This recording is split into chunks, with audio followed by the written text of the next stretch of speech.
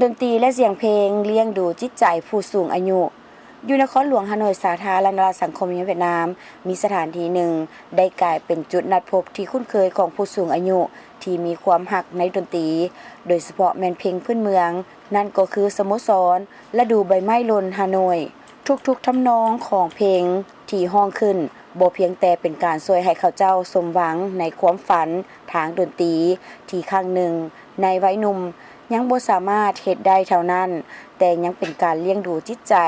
ช่วยขับไล่ความเมื่อยล้าและความเป็นห่วงของวัยชราออกไป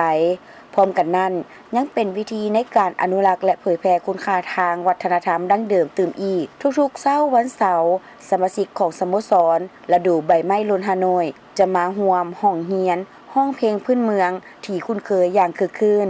การใส่สุดประเพณีได้กลายเป็นข้อกำหนดร่วมของสโมสรถึงแม้จะเป็นวาระของการพบปะประจำอาทิตย์ก็ตาม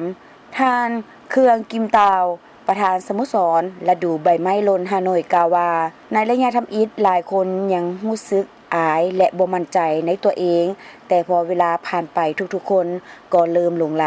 และรู้สึกคือกับการเริ่มชีวิตใหม่ลูกหลานก็สบายใจนักศิลปินถ่ายฟองผู้ถ่ายทอดศิลปะดั้งเดิมที่ได้ทุ่มเทความสามารถให้แก่สโมสรแห่งนี้ก็มีความรู้สึกดีในการมีชีวิตร่วมและมีความเข้าอกเข้าใจกันกับทุกๆคนที่มีอยู่ในวัยเดียวกันโดยเพิ่นได้กล่าวว่าทุกๆคนมาร่วมกันอยู่ที่นี่โดยบ่หวาดกลัวแดดฝนเฮ็ดให้ข้าพเจ้าก็มีกำลังใจหลายขึ้นตนเองก็กะเกี่ยมบทสอนและจังหวะดนตรีอย่างละเอียดจากชั่วโมงเรียนและการฝึกฝนอย่างอดทนสมาชิกหลายคนในสโมสรได้กล้าขึ้นเวทีใหญ่เพื่อร้องเพลงและแสดงด้วยความรักในดนตรีนางวูบิ๊กทุยสมาชิกสโมสรได้ให้สัมภาษณ์ว่าบ่แม่นเพียงแต่การร้องเพลงพื้นเมืองเท่านั้นพวกเฮายังได้แสดงเพลงสมัยใหม่และไปแสดงในหลายสถานที่มีหลายคนเคยป่วยเป็นโรคมะเร็งและภาวะซึมเศร้าแต่หลังจากเข้ามาในร่วมสโมสรนี้ก็มีความสดใสและรักชีวิตหลายขึ้นพวกข้าพเจ้าถือว่านี่เป็นยาบำรุงจิตใจที่มีคุณค่าหลายเมื่อดนตรีและเสียงเพลงดังขึ้นเขาเจ้าได้พิสูจน์ว่าอายุบ่แม่นอุปสรรคในการเริ่มต้นความมักหรือตามหาความฝัน